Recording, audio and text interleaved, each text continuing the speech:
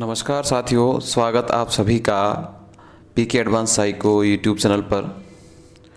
चर्चा हम करेंगे पशु परिचारक भर्ती की क्या योग्यताएं हैं, क्या वेतनमान है, क्या उसका सिलेबस है, किस तरह से एग्ज़ाम होगी, कब से इसके फॉर्म अप्लाई होंगे, इन सारी चीज़ों की अपन चर्चा करने वाले हैं।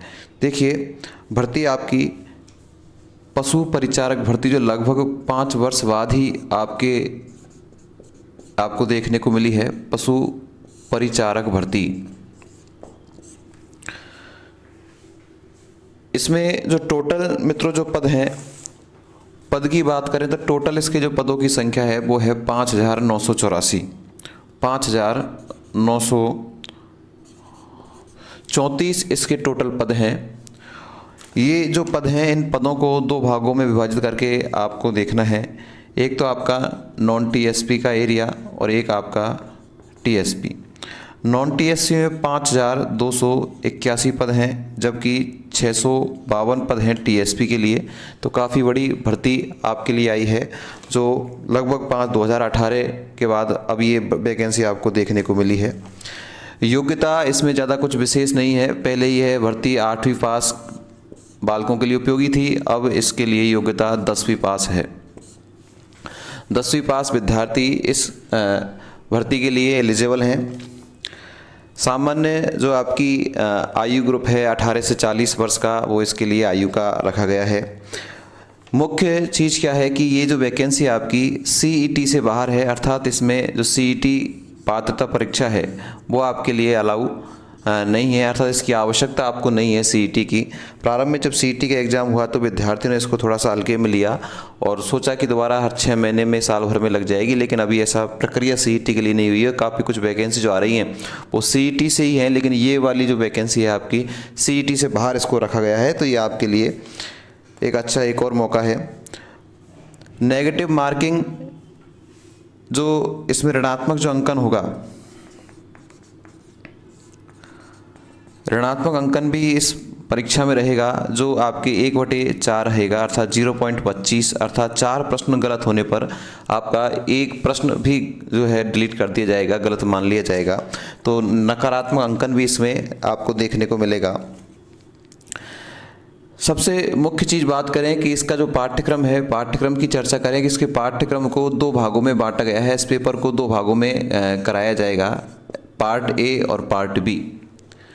पार्ट ए के अंतर्गत आपका लगभग जो आपके दे रखा है 70% जो पोर्शन है वो पार्ट ए के अंतर्गत है, जबकि 30% जो अंकों के जो प्रश्न होंगे वो आपके पार्ट बी में होंगे।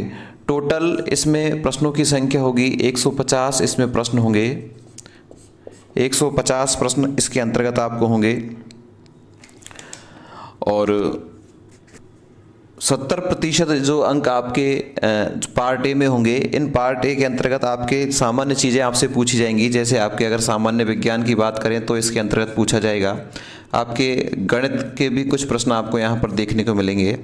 आपको राजस्थान जीके संपूर्ण रूप से आपने देखनी पड़ेगी आपको, चाहे इतिहास है, ज्योग्राफी है, आर्ट एंड कल्चर है, ये भी आपको देखना है। साथ में आपको जो करंट जीके का पोर्शन है राजस्थान से संबंधित, वो भी आपको यहाँ पर देखना होगा। जबकि जो 30% जो आपके लिए प्रश्न होंगे, ये 30% प्रश्न आपके पशुओं से संबंधित आपके प्रश्न होंगे। पशुओं की जानकारी आपको यहाँ पर देखने को मिलेगी, अर्थात आपको जो 70% प्रश्न है वो तो आपके लिए सामान्य है, लेकिन जो 30% जो आपके पार्ट बी में जो प्रश्न होंगे वो आपको विशेष पशुओं से संबंधित जो जानकारी है उसको आपको देखना होगा, क्योंकि एग्जाम ही आपकी पशु परिचारक भर्ती है, तो उससे संबंधित प्रश्न तो आपके होने ही हैं। यह जो भर्ती है ये एक 4th श्रेणी की वैकेंसी है। इसका जो कार्य ये होगा कि जो पशु चिकित्सक हैं, पशु चिकित्सक के साथ साथ में पशु चिकित्सकों की जो सहायता करने वाले जो लोग हैं उनके लिए वैकेंसी निकाली गई है पशु परिचारक भर्ती, अर्थात केवल एक सहायक के रूप में ये वैकेंसी है। वैकेंसी की संख्या बड़ी अच्छी है, 5,934। हमारे काम की अर्थात नॉन टीएसपी के लिए 5,281 पद हैं, जबकि टीएसपी एरिया वो 652 पद है। सीईटी इसके लिए मान्य नहीं है। ऋणात्मक अंकन इसके लिए रहने वाला है 1/4 अर्थात 0.25। पाठ्यक्रम की मैंने आपको बता ही दिया कि पाठ्यक्रम 2 भागों में, पार्ट ए और पार्ट बी। साथ में ये जो 150 प्रश्न होंगे इसके लिए समय भी आपको दिया जाएगा। 1.5 घंटे का समय इन प्रश्नों को करने के लिए, आपको हल करने के लिए दिया जाएगा। सामान्य विज्ञान, गणित, राजस्थान जीके और करंट जीके का पोर्शन आपको 70% अंक पार्ट ए के अंतर्गत मिलेगा, जबकि पार्ट बी के अंतर्गत आपको 30% अंक अर्थात पशुओं से संबंधित जो आपका सामान्य ज्ञान है वो आपका चेक किया जाएगा। एक छोटी सी भर्ती, नाम छोटा सा है लेकिन पद तो काफ़ी अच्छे हैं, जो काफ़ी दिनों बाद ये विज्ञप्ति आपको देखने को मिली है।